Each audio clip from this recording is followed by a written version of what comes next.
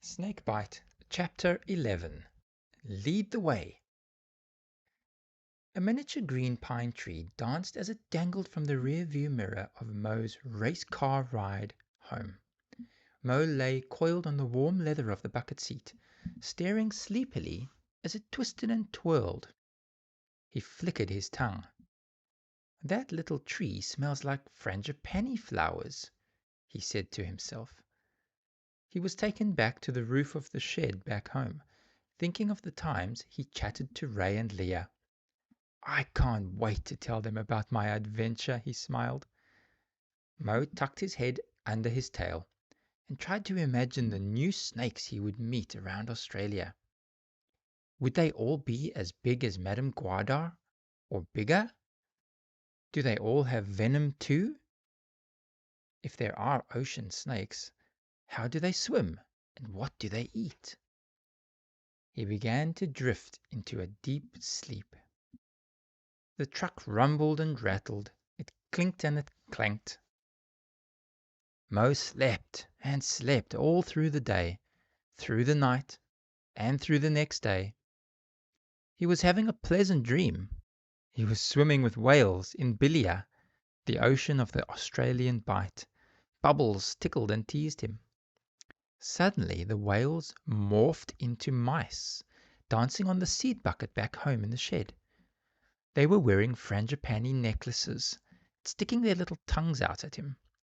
His instinct took over, and he started to slither towards them, flickering his tongue. The scent of frangipanis and fermented figs grew stronger. Then he detected passion fruit. The mice looked so plump and juicy. Without knowing, still fast asleep, he began to coil back. "Strike!" Mo flung off the seat and head-butted the steering wheel. "Sizzling snags, what happened?" he groaned, rubbing his head with his tail. "I know that smell. Passion fruit, wet grass, gum trees, fermented figs. That's home!" he shrieked in panic. "I must have slept through the whole trip." Mo quickly slithered onto some tool shelves bolted to the wall below the ajar window. The truck was speeding along the well-lit highway. Up ahead, looking straight over the truck cab, he could see his bridge. He couldn't see any colored lights or lollipop humans. "Darn! The roadworks are finished," he hissed. "There's no way it's going to stop on the bridge." Suddenly he remembered how Susie would fling herself from her ironbark tree into the river. "Could I do that? Jump from the truck into the river as we cross it?" he thought. Fear froze him. "But she's a water dragon. I'm not a water snake. I can't do it." He turned around to climb back into the window. He knew he had run out of time. All of his conversations over the last couple of weeks began flooding back to him. In his mind's eye he could see and hear Hallie, Susie, and Leah speaking to him. First, Hallie flew through his mind. "You're an intrepid explorer like your mother." Then Susie, running through on her hind legs. "With your courage I would love you as my partner. You could press the pedals." Then Leah slithered in. "You must do what your heart or skin tells you."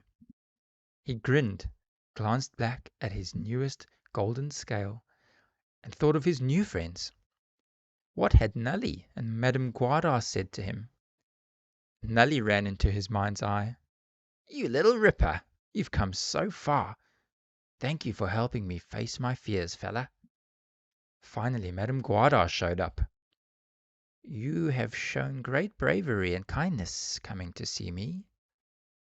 Mo's eyes glinted. He turned around facing the wind. The truck whizzed onto the bridge, and warm air rushed past his face, whistling through his heat pits and drying his eyes. Mo crawled like a caterpillar onto the cab of the truck as far as he could, keeping the tip of his tail tightly wound around the radio antenna on the roof. The truck banged onto the bridge. Mo could see the river reflecting the highway lights below. He pulled his body together, his coils tight and touching like a slinky. 3, 2, 1. Brave! He shouted. He blasted off the cab like a bullet, flying over the railing of the bridge, soaring through the air. He flew and flew. Bubbles bounced off and tickled Mo as he gently floated back to the surface of the glistening water, drifting downstream. He felt like he was back in his dream. He didn't know which way was up as he rolled and twisted. Finally, his head popped out into the humid air and he gasped a great breath. He was home. "I did it!" he shouted. Instinct told him to wiggle, and he began to swim gracefully, powering himself towards the riverbank. "I can swim! Who knew?" he chuckled. "I can go visit ocean snakes." Susie's ironbark tree stood proudly, silhouetted in the moonlight. The smell of home was sweet on his flickering tongue as he slithered up the muddy bank towards Susie's Subi. The crickets chirped loudly, and Mo suddenly realized how quiet the Nullarbor was at night. They were making such a noise that Susie, Hallie, Leah, and Ray, who were all sitting in the Subi looking very sad, didn't hear him climb in behind them. "He's been gone for so long," cried Leah. "He must be so scared." "Will we ever see him again?" Ray asked Hallie. The 4 creatures hung their heads. "Why so glum?" Mo called, breaking through the sound of the crickets. They all shot around to see who was there in the dimly lit car. "Mo, is that you?" asked Ray. "The one and only," Mo replied. They all jumped on him, squeezing him and laughing, battering him with a chorus of questions. "What? Who? Where? But how? I don't believe it." They eventually settled into a spot on the chairs of the Subi, mesmerized by Mo's stories. He shared all his experiences until the sun began to rise.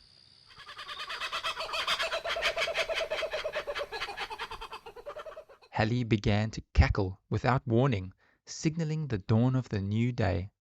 "Oops, sorry, I can't help it," she giggled. "So, when do I get to meet a real sheep?" Ray asked. They all laughed. "We better get you back in the garage roller door, Leah," suggested Susie. "The sun is coming up." "Oh, but we must decide on our next adventure," complained Leah. "Well, you said I should follow my skin, sis," said Mo. "Maybe we should check the map." He turned around and showed the friends his back. They froze in shock. "Oh my goodness!" gasped Susie. There in the morning sun shone not 1, not 2, but 3 glinting golden scales. "Like Mum's, only brighter," whispered Ray. "Like Mum's?" said Mo. "What does that mean?" Ray and Leah looked at each other, smiled, and nodded. "That means only one thing, Mo," they answered together. "Lead the way." Thank you so much for listening to this first in the series Mo, Ray, and Leah's Adventures, titled Snake Bight. I hope you've really enjoyed going on Mo's first adventure with him, figuring out what he's made of, and getting excited to travel the rest of Australia, meeting new critters and especially new snakes.